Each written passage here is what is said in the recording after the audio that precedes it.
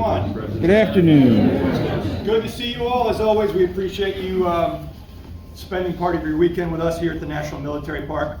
Before we begin, a few bits of information. One, if you have a cell phone, we ask that you turn that off or put it on silent. Two, the winter lecture scheduled for tomorrow, Sunday. Due to the winter weather, we are going to be rescheduling that to March 1st.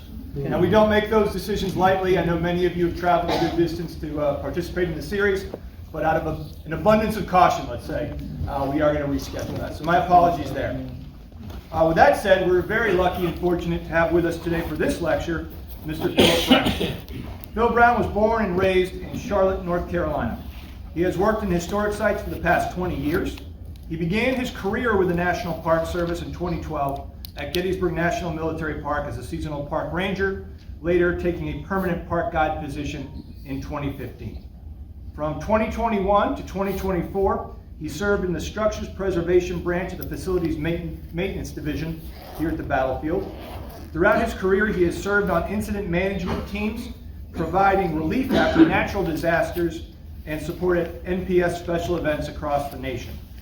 Since 2014, he has served as a wildland firefighter for the National Park Service, which has taken him to parks and forests in Maryland, Virginia, Montana, and California. And most recently, in September of 2024, he became the supervisory park ranger at Eisenhower National Historic Site, and it's in that capacity that we invited him to speak to you today. So please join me in welcoming Mr. Philip Brown.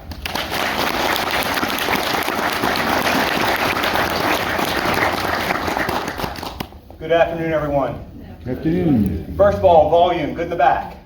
Yeah. Okay. I'm going to begin with an apology. I am on what I hope is the very tail end of a head cold, so you'll have to forgive me if I sound a little congestion or if I'm hitting my water a few times throughout the program. In my walk around before the beginning of our program, I did notice a number of familiar faces, which is great to see. As Chris mentioned, I did spend 9.5 years here in the interpretive division, where I met a lot of you on my programs on the battlefield and also here in this building. And I can't thank Chris and the interpretive staff here enough for allowing me the opportunity to come and talk to you about an event and a topic that is very near and dear to my heart. So how these typically work is the battlefield staff contacts the staff over at Eisenhower, or at least how it's worked over the past couple of years, and offered us a slot in this program, the Winter Lecture Series. And then they allow us to pick the topic. And we agreed to take one, and I agreed to give the talk. And then I began to think about what I could cover here in January of 2025. And my mind immediately drifted to the Battle of the Bulge, an event that we are experiencing the 80th anniversary of right now, really, as we are sitting here in this room together. So I started to think about that battle. And as it turns out, the Battle of the Bulge is the largest battle that the United States Army has ever been engaged in. It incorporated somewhere around 1 million people. It occurred over a front of about 80 miles in width, and it took place technically in 3 different countries. And I quickly realized that giving you a play-by-play of that battle for the next 50 minutes was not a good use of our time.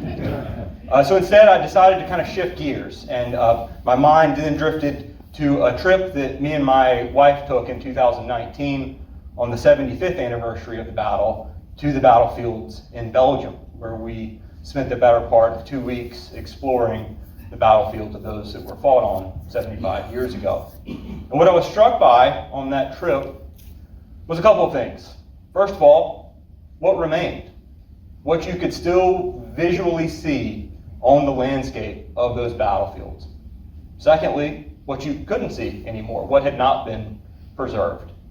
And then additionally, what had been memorialized as well. And I guess I should start with a bit of a spoiler on this program. The Battle of the Bulge battlefield is not preserved in the same way that we see Gettysburg National Military Park. It's not one contiguous big piece of land. Again, reference my earlier comment on the scale of the battle. That would be impossible for life to continue in this region today and have what we have here at Gettysburg. Instead, what we see are these spot memorializations at a crossroads here, at a crossroads there, and a field here, a monument, a memorial, or a plaque describing what had happened there, in my case, 75 years earlier when I was there 5 years ago. And that's what I want to talk about today. Why are certain things preserved? Why are they not? How are some things commemorated the way they are? And how are others not at all? How this program is going to work is I'm going to, instead, again, not giving you a play-by-play of the battle, we're going to talk about 4 episodes in the Battle of the Bulge. After I tell you the story of the episode, at that point then I'm going to ask you a series of questions by way of a little interactive activity. It'll be by show of hands. Nobody's going to leave their seat.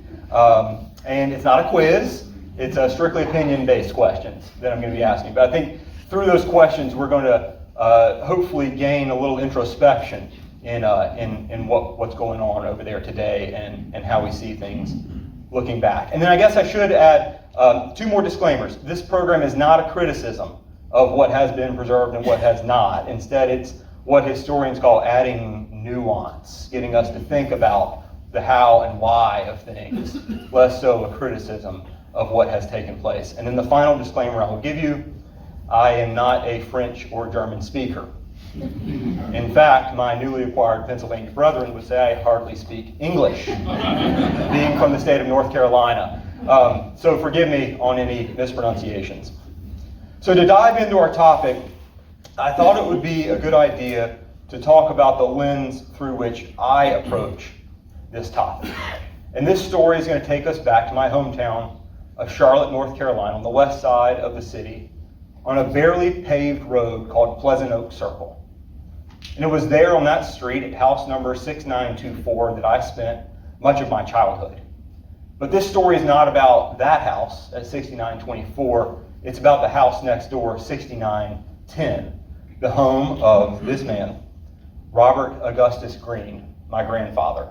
And if you're keeping track of names so far, you might be on to something. When my mom got married in the 1980s, she went from green to brown. She switched colors when she got married. But nonetheless, I was privileged to grow up next door to my grandfather. And if you have that experience, you know how special that is. My grandfather was a veteran of World War II, and he was a veteran of the Battle of the Bulge. So maybe, if we're talking about images, maybe this is a more appropriate image of him.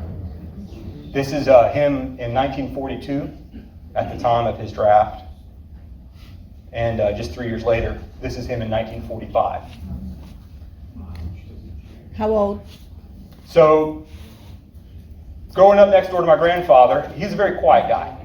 He, and I don't mean like in The Greatest Generation, you hear about this a lot, like they didn't talk about the war. This guy was genuinely a man of very few words in almost every setting.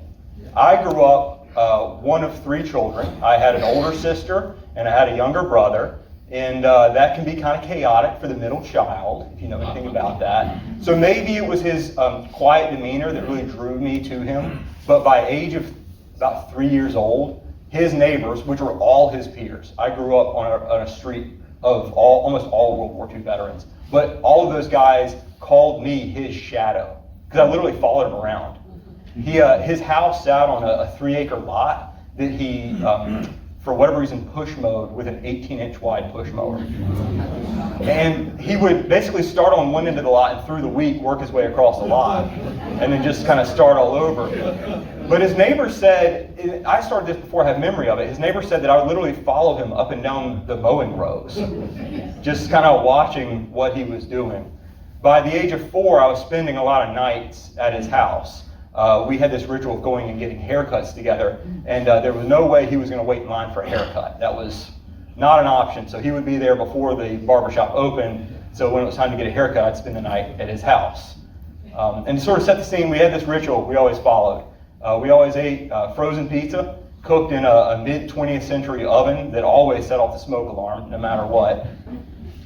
And we would drink soda from reused yogurt cups. He was like definitely of the like Great Depression era, waste not, want not, mentality. And then we would transition to the living room. And to give you an idea of the living room, it was a dark wood-paneled room. The paneling had darkened over the years from the creosote coming out of his wood stove that he kept cranking October through March every year, even during the mild winters of North Carolina compared to what you all are used to.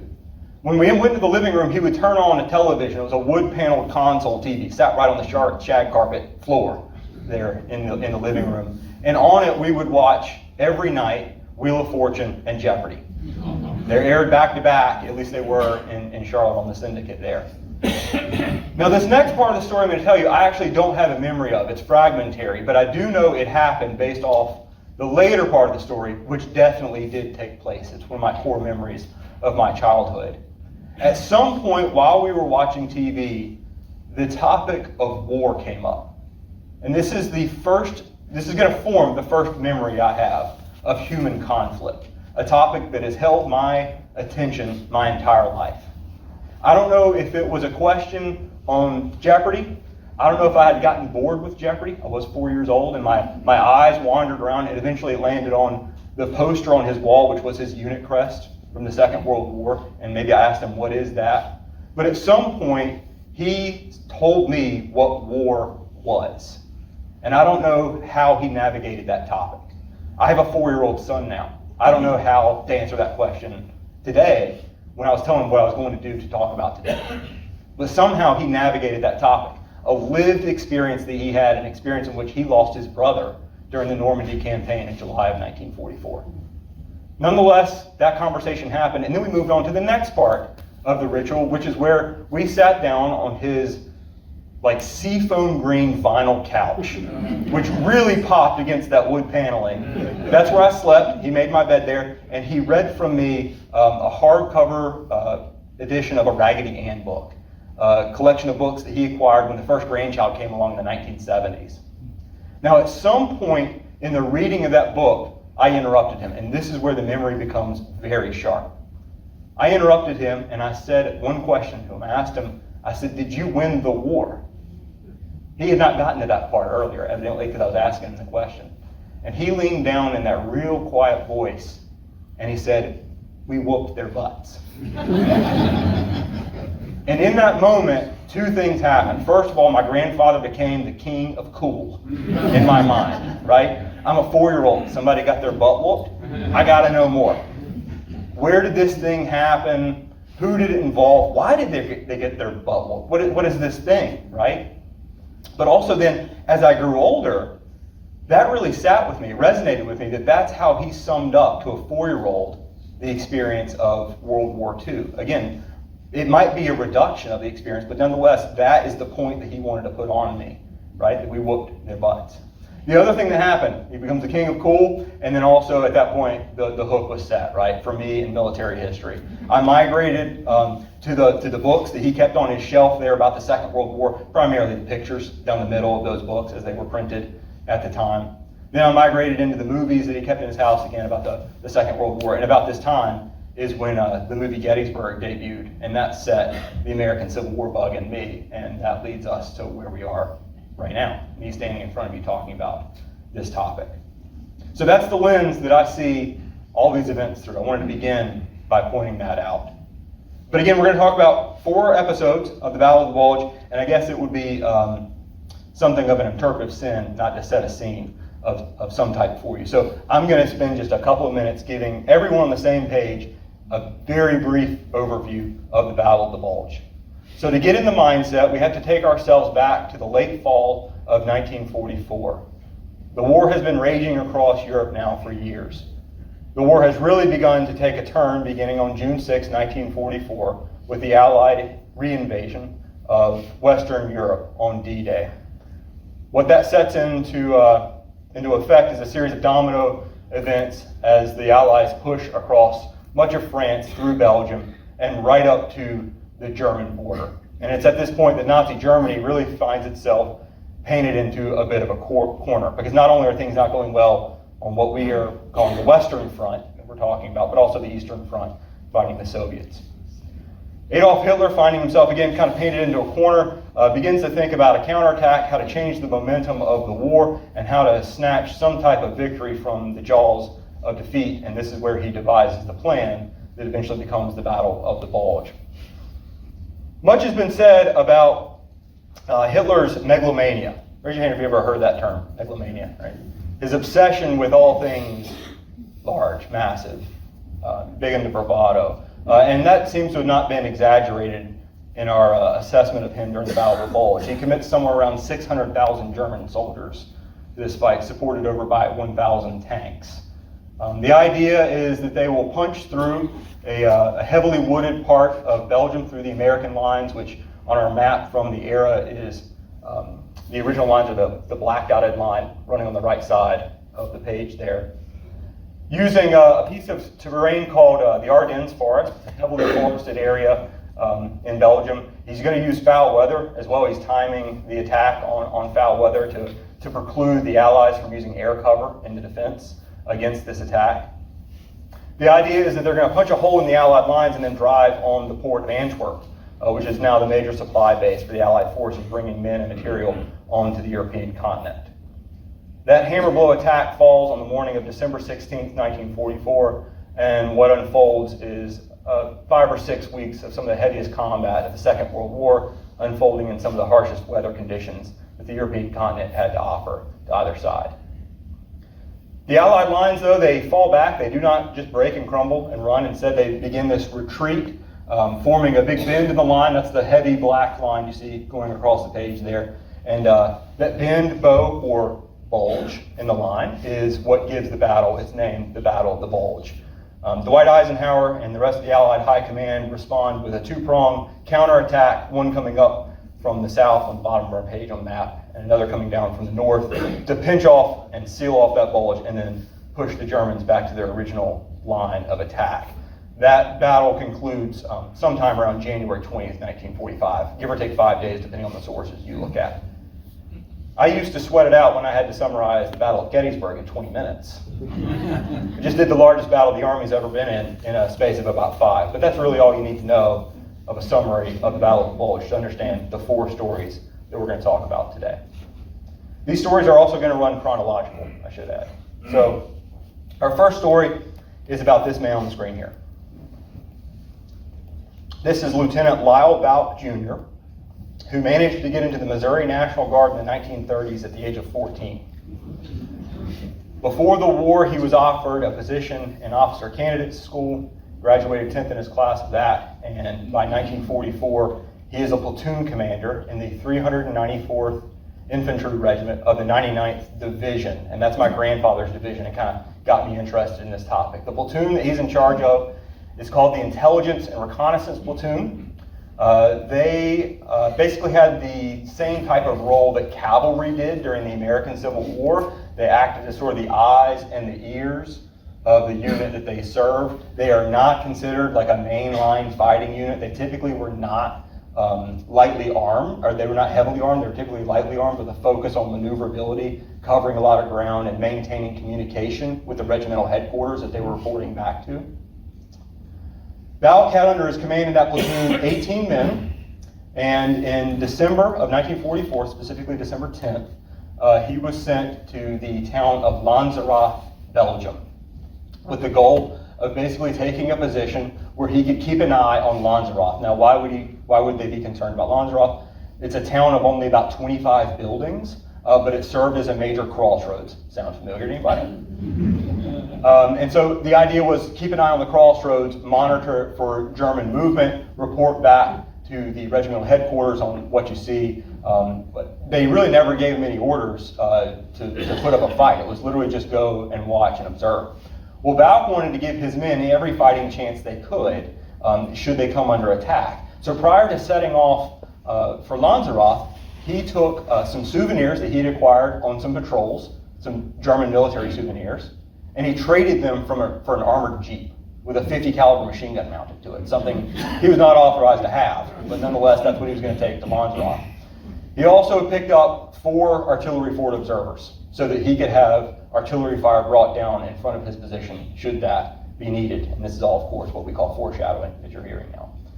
He took his men to Lonsroth, and when he got there, he fell into a series of foxholes. So foxholes is a term you're probably going to hear several times throughout the program.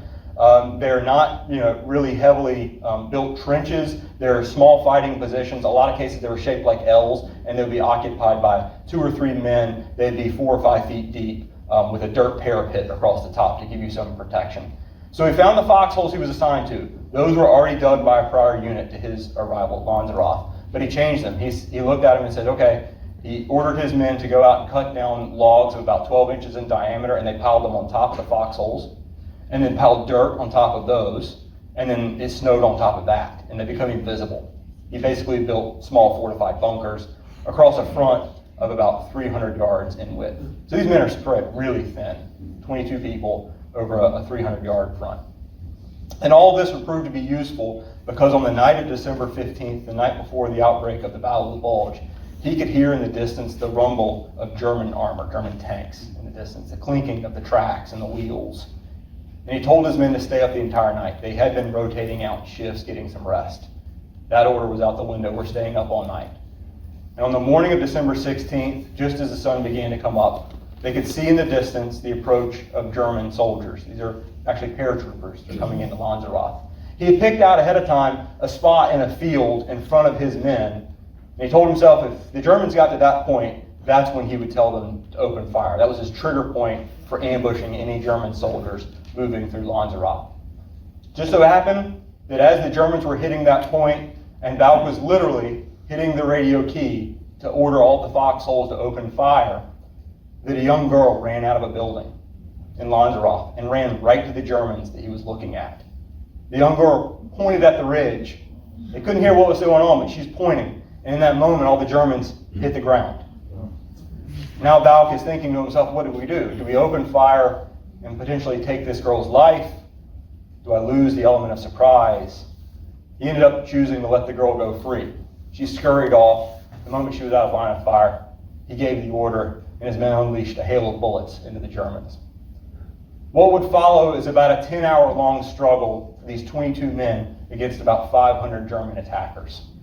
They committed these wave-like attacks, and Bulge was seen running from foxhole to foxhole to foxhole, helping his men transfer ammunition, whoever needed it, encouraging them to keep up their fire, and calling in artillery on their position as well to fend off the German attackers. As the sun's beginning to go down, though, their ammunition is beginning to run low. The Germans make an end-run attack on them on the flank, and unfortunately, the entire INR platoon falls captive. Just as the Germans are pulling Bulge out of his hole, a couple things happen. First of all, he's shot through the calf by somebody, and then a German puts a gun in his back, pulls the trigger. At that point, Bulge probably heard the loudest click of his entire life because the firing pin fell on an empty chamber. The gun had run dry right before the German got to his hole. In the fighting, only one of his platoon members was killed in action. 8 of them are wounded.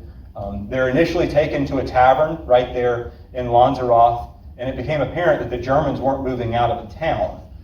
Evidently, the German officers on the scene thought that the woods were completely full of Americans, and it wasn't just one platoon, so they decided to wait until daybreak before they moved out. This was a problem for one German officer who arrived on the scene sometime in the late evening hours. This is Colonel Joachim Piper, who we'll hear about more later on. Piper stormed into the tavern and began to question the German officers as to why they were laying around, what are we doing, why are we moving forward?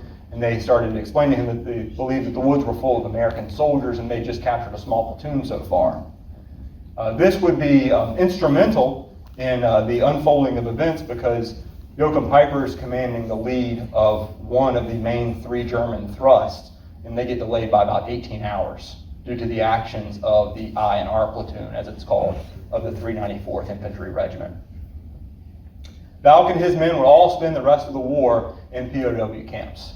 It just so happens that all the wounded ones that made it to POW camps survived. They would go on to become the most heavily decorated platoon in the United States military in either theater of the Second World War, both European and Pacific.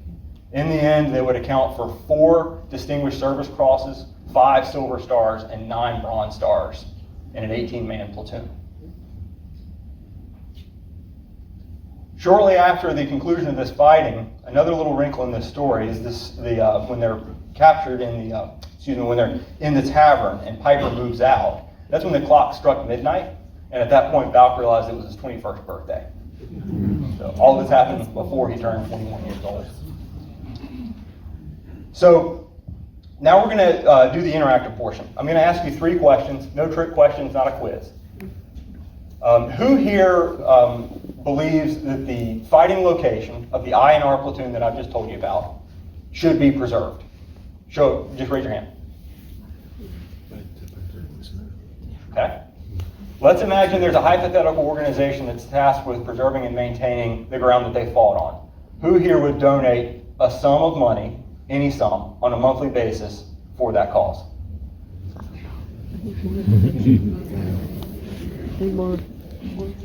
Hypotheticals, I know. Okay. Let's imagine you live in a locality where the preservation or development of this site that I've just described became a political issue. Who here is willing to become vocal in that political process, be it letter writing, town hall meetings, or even voting? Show of hands. Okay. So now I'm going to tell you what's there today.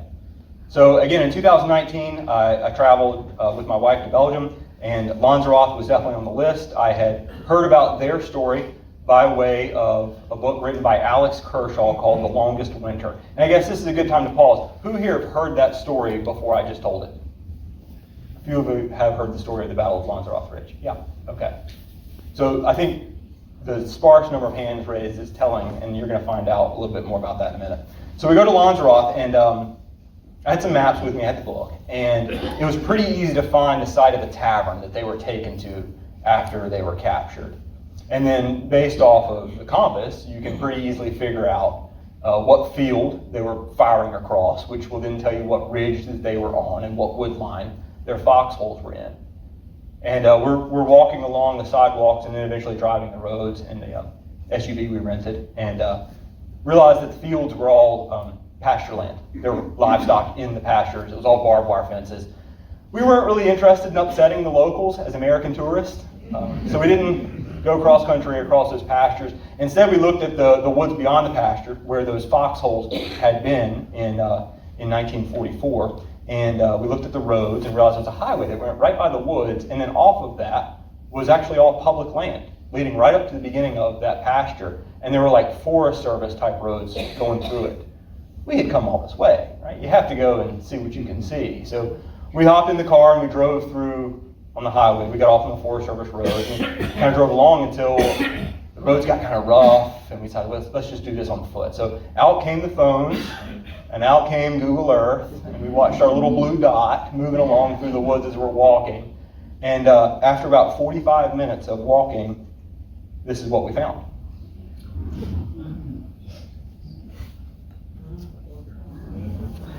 It's really obvious where they were. Again, with the improvement of the foxholes and the amount of fortifications they put up, the evidence is still there.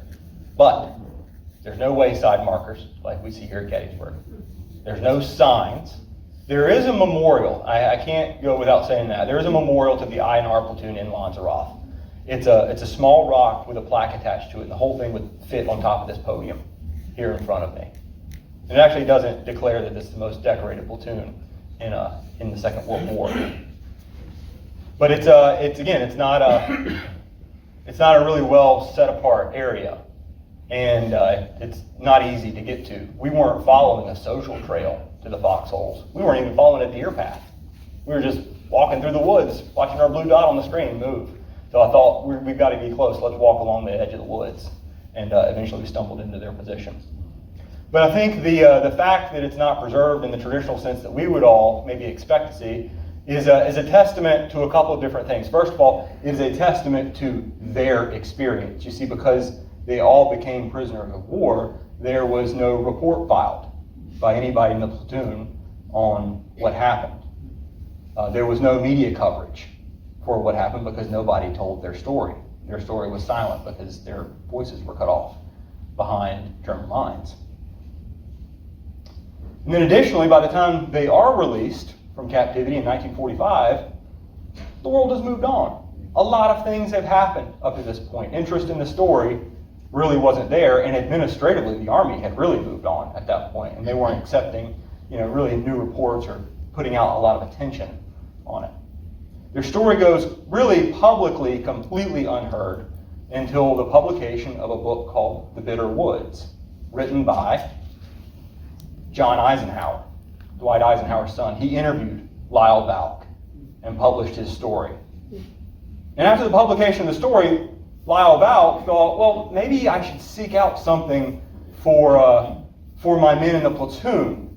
You see, what the Bitter Woods did was it set a context for what the INR platoon did. It informed Balk of the delay and of the ramifications of what his men did. So he wrote to the Army and explained his case and said, I want to get recognition from my platoon.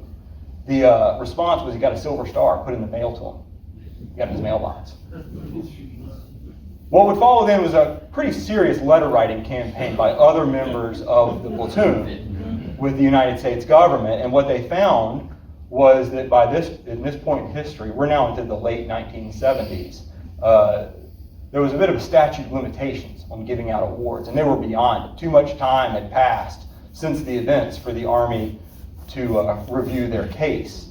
And that was, in fact, true right up until a public law was signed on December 14th, 1979, that exempted this unit from that rule and this unit only. And that law was signed by the late, great Jimmy Carter.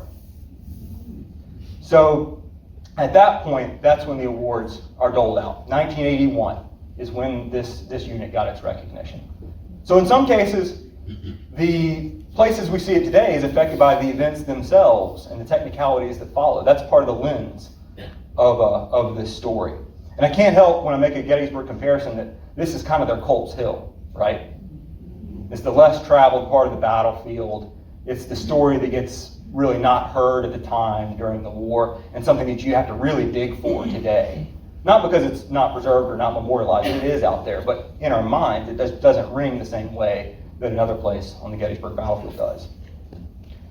So our next episode is about this gentleman here buried actually in the Gettysburg National Cemetery, a man named Frederick Clark, who was a member of Battery B of the 285th Field Artillery Observation Battalion. If you know anything about the Battle of the Bulge and that unit, you know exactly where this story is headed. The 285th Field Artillery Observation Battalion had a really interesting job. They actually used instrumentation from the 1940s to determine the location of German artillery fire based off of the sound it made.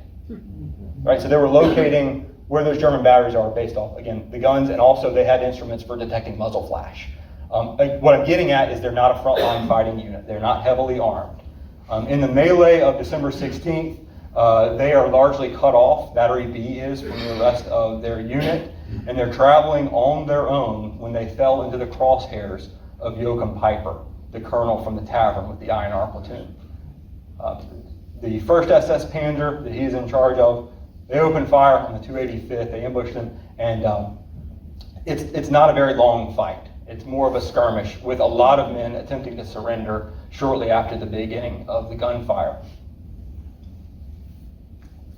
What we know of Frederick Clark is that, from all accounts, he was actually attempting to surrender at the beginning of the fight when he was shot down by SS soldiers. What would follow would be another 130 of his comrades surrendering.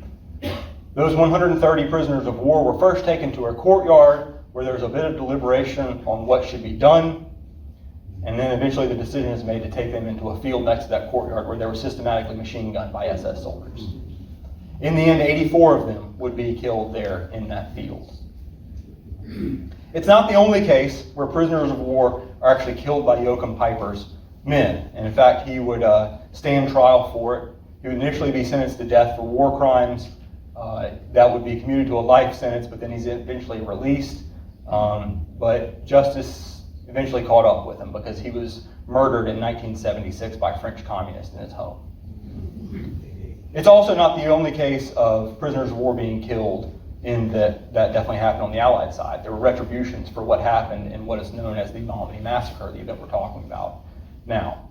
But nonetheless, this story is one that is kind of a touchstone. It's the largest of its kind, the largest tragedy of that kind that happened during the Second World War, the killing of prisoners of war. So now we'll go ahead and jump to the questions. Who here thinks that site should be preserved, where this awful tragedy occurred? Okay. Who here would donate a sum of money to an organization for its preservation on a monthly basis? Okay. Who here would get vocal if it became a political issue that this is going to disappear forever, that we wouldn't have the Malmedy massacre site to go back to and remind people of what happened here? Yeah, I feel like this is a pretty easy one to swing through, right? If you go there today, there is a very touching monument. This is how it looked in 2019. It's a kind of a semicircular wall. The screen kind of takes the curve out. There is kind of a chapel-like structure, and then I'll just point out there within the wall are these little plaques, and on it you'll find 84 names of those that were killed. More to the point for us is the large plaque on the right side of the image. It says on it, "To the memory of the soldiers of the United States Army who, while prisoners of war, were massacred by Nazi troops on this spot on 17th December 1944. And it's repeated in French to make sure everyone that comes there that's local understands what happened. Then some of you are already pointing at the screen. What's below it? All right, the subtext is, "We here highly resolve that these dead shall not have died in vain." Abraham Lincoln. And that is, of course, from the Gettysburg Address. So the lens of tragedy that those that put up this memorial look through take them to a place where their goal is to make sure that nobody forgets these men and what died here. We're not going to talk a lot about the Germans. We're not even going to really talk a lot about the event, but you will remember their names. When you go to this site, that's what you're going to definitely walk away from. There's no avoiding it. The third episode I want to talk about is not of a group of people per se, but it is of a place. And that is the town of Bastogne. Right off the bat, who's heard of Bastogne? Yeah, there we go. That's the very thing we're going to talk about. So this is a map from 1944 of the town. The town is in the middle, for those that the text might get a little blurry for you. And you'll notice the dark lines there, a road network coming and going from downtown Bastogne. Again, sound familiar? Hitting you over the head with the Gettysburg reference there. The town of Bastogne was initially well behind Allied lines at the beginning of the battle, but that hammer blow-like attack that sends the Allies reeling puts whether or not Bastogne is going to be controlled by the Allies or the Germans into serious question. And the Allied High Command, recognizing that holding these road networks against a German, largely mechanized attack is important, and so they begin to rush troops into the Bastogne area to be sure that it is held by the Allies. Those troops are primarily a part of the 101st Airborne Division, a very famous unit now looking back 80 years ago. They storm into the town just as it is sealed off, as the Germans surround the entirety of it. And what results is a siege of the town, with the 101st Airborne and a number of other units cut off from the rest of the Allies, with no communication really to the outside world to any degree. It becomes a story of, like American grit and fortitude and heroism, and a lot of that has to do with this gentleman on the screen here. This is General Anthony McAuliffe. He was the assistant division commander of the 101st Airborne. He's not the actual division commander. The actual division commander was here in the United States during the Battle of the Bulge, attending a conference when this guy gets the job of being the commander on the scene in Bastogne. And the story really comes to a point on the morning of December 20th, just as the siege is locked in. The Germans actually sent a note to the American commander asking for their surrender. It is a multi-paragraph message about, avoiding future bloodshed, and if there are civilian casualties, they're going to be your fault, which is just incredibly ironic, given the author, right, of the message. But they were demanding the American surrender. Evidently, and there's several different versions of the story, McAuliffe evidently was handed this note in a half-awake stupor. He was pulled out of his bunk and said, here's this note, the Germans want us to surrender. He apparently came out of his bedroom into his headquarters and said, "What's this about the Germans wanting to surrender to us?" And they're like, no, that's not what's going on. They're asking for us to surrender. And he responded with 2 words, and I'll give them to you as sterilely as I can. He said, "Ah, nuts." Now, I just read an audiobook where the author, or I should say the reader of the audiobook, interpreted that to be like an "ah, shucks." It was like, "ah, nuts," which is just an incredible thing to say when someone's asking you to surrender, but that's nonetheless what came out of his mouth. Somebody at his headquarters said, well, let's just have that be the message. And it became the message. The response to this multi-paragraph asked for them to surrender comes back with a simple message that said, to the German commander, nuts. Signed, American commander. Right?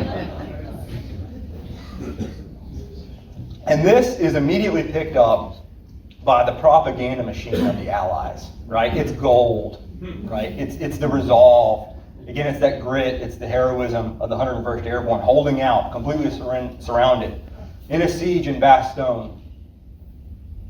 And that really then takes off to be really the story of the entire Bulge for a lot of people. I did a show of hands a second ago who had heard of the town of Bastogne, and the amount of attention that is brought upon them really is generated in large part through this. So, show of hands. Who's going to preserve Bastogne? Yeah. Okay, who would donate money to an organization responsible for preserving Bastogne? Okay, who would become vocal in a political? Yeah. Big popular area. And if you go there today, it is very similar to visiting the town of Gettysburg. You have definitely arrived in a World War II town when you travel to Bastogne. They have a phenomenal museum, the Bastogne War Museum, which is very comparable to the museum that is behind many of you on the other side of those walls here in the Gettysburg Visitor Center. It's a really powerful place to go because you're just saturated by that concept that this place is here for the history of what happened here in 1944 and 45. A lot of that was perpetuated by the nuts message and the propaganda campaign that went along with it. And then it's continued in popular culture through a movie some of you may have heard of, The Battle of the Bulge, debuted in 1965, starring Henry Fonda and Robert Shaw, a movie that, according to Dwight Eisenhower, was so historically inaccurate he could not sit through it. He walked out of the theater. He didn't finish it. And the story of this movie, they touch on a few other episodes. Malmedy is included in it. There's a very tragic scene that was very, shocking for me to see, probably as a 5-year-old, the Malmedy massacre occurring in 1965 full color. But then the rest of the movie really focuses on a kind of a weird telling of the story of Bastogne. And our focus on Bastogne moves forward even to today in that, believe it or not, last December, just a month ago, when the 80th anniversary was really, kind of moving along there in Bastogne, there were hats people were wearing that said Bastogne 80th instead of Battle of the Bulge 80th. And I'm struck by the parallel again to Gettysburg. Ask any American on the street, name a town associated with the Civil War. What are you going to get? Gettysburg. Yeah, and there's a lot of interpreters who take pride in that, right? Like kind of the Civil War mecca of sorts, for better or worse. But nonetheless, Bastogne has a stranglehold on attention. Just something to think about. Just something to think about how that came to be. What's the lens in which history moves through that you're looking through today? Now, the final episode I'm going to talk to you about is I'm going to be cryptic. I'll say right off the bat. It's going to sound hypothetical, but it's a real story. And it's a story of an ordinary group of American soldiers that were involved in the defense of the town of Bastogne. They were specifically sent into a heavily wooded area on the outskirts of the town, about 4 kilometers from downtown Bastogne, and they were tasked with holding that piece of ground at all costs. They experienced some of the harshest weather conditions, again, that the European continent had to offer, and they did so after riding in on a truck. They were part of the 101st Airborne, with very little winter clothing.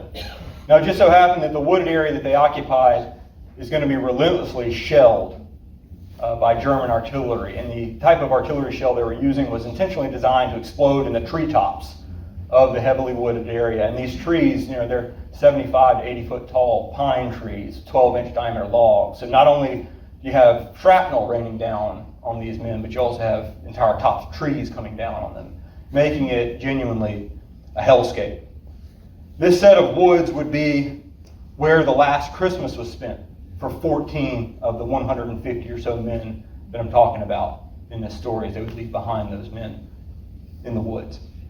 Additionally, another 80 of them would be wounded there, either by the Germans or by Mother Nature. About half of them were evacuated with cold weather injuries out of this wooded area.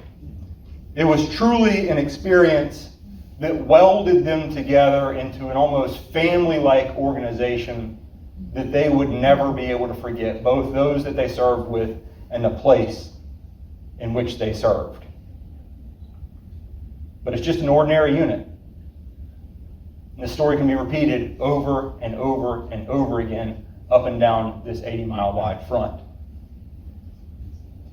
And again, I know I've been hypothetical, but here's the question. Imagine it's 100 acres of woods. You know what happened there. Do you think it should be preserved because of what took place there in 1944? Show of hands. Who would donate money to an organization that was tasked with preserving it?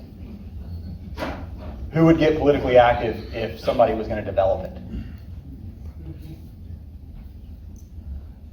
And yes, the thing that I've been withholding is their exact identity. And of course, I've been talking about troops commanded by this captain in the photo. He's a major at the time. This is Dick Winters. And I've been talking about Easy Company of the 506th Parachute Infantry Regiment, 101st Airborne, made really famous by two things: the Band of Brothers book by Stephen Ambrose, and of course the mini-series, which I've combined in one image. See what I did there with the cover? Published by HBO, which really, in large part, that mini-series has sort of spawned another wave in World War II interest that we're still sort of riding today. There's a lot of young people that are really into World War II history because of this 10-part mini-series. And indeed, if you travel there today, you're going to have quite an experience. This is their monument. That's a monument to one company, by the way. Again, I cannot take anything away from what these men did, but let's just go through the exercise of what you see there today compared to some of these other stories. This set of woods is called the Jacques Woods. That was the name it had at the time. It overlooked the town of Foix. That's the one pronunciation I'm going to get right here. And these are their foxholes as you see it today.